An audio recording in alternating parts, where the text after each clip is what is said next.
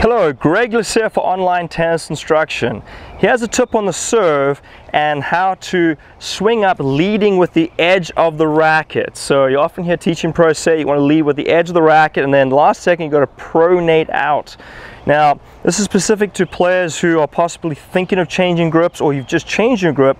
If you were on a forehand grip and now you want to move over to a continental grip 2, what happens is you're so used to the strings facing your target, when you make that grip change the strings actually face left. So now what happens is you need to lead with the edge of the racket and right before contact turn the racket out. Also, some players just find it difficult, find the concept difficult, where they just pronate early and they end up leading with the strings facing straight up instead of delaying the pronation right before the contact point. So let's take a look at the two examples. We'll look at it in slow motion and show you what I mean by leading with the edge of the racket and pronating, and then just pronating too early, leading where the strings and the palm are facing upwards. Right, if you look at the two examples on the left hand side, you can see how the strings are starting to face upwards. On the right hand side you can see how I'm leading with the edge of the racket. So the edge of the racket comes through and then the pronation happens right before the impact point. And the racket continues to turn out. Let's take a look at that a second time. And again you can see how the strings start to open up and face upwards.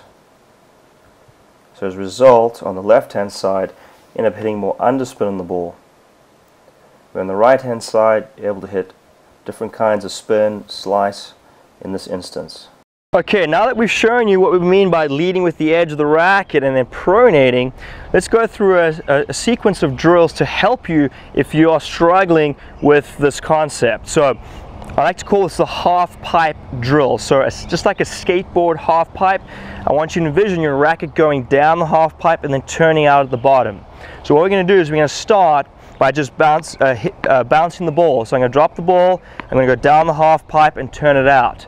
Now let's be careful. Often when students start to do this, they turn the racket this way and just hit down. You want to try to avoid doing that. So it's going to go down the half pipe, and you'll see when I go up to contact, it's a very similar movement. All right, so this is the same move as I'm doing it down here. Nice thing about this, I can see this. So you do this drill, and when you feel comfortable with it, you can go into the next step where you do the same drill, but you just keep going further back where your strings are facing backwards. So now you're getting that good pronation going, and you keep doing that. Once you feel good with that, then you go into what we call the racket drop position, and that's where the butt cap is facing the sky and your racket's in this position right here where the tip of the racket's pointing all the way down. Now I like to have players start with what we call a 1, 2, 3. So you're going to do this 1 down the half pipe, 2 and 3. Then you set up in this position, the racket drop, toss the ball and try to make that same movement up at the top. And let's do that again. So I'm going to go 1, 2, 3 into the racket drop. Then once you feel comfortable with that, and I recommend using your phone or a tablet to film yourself to make sure you are in fact leading up with the edge, then you can start in what we call a half serve position. And all you want to do is then bring the racket, bend from the elbow, go right to left this way. All right, so again you can start with the 1, 2, 3, 1, 2, 3. I go down the half pipe, I start in the half position, tip of the racket pointing towards the side fence. And you see how the palm of my hand is facing down. I'm going to toss the ball and I try to make that same movement up at the top, and I check the checkpoint, see how the strings are facing my knee and the butt cap's facing the sky. That's a good indication that you have pronated. Let's try it again. So I'm going to go 1, 2, 3. Start with a half serve. I'm going to bend right to left. So I toss the ball right to left and I swing up to contact.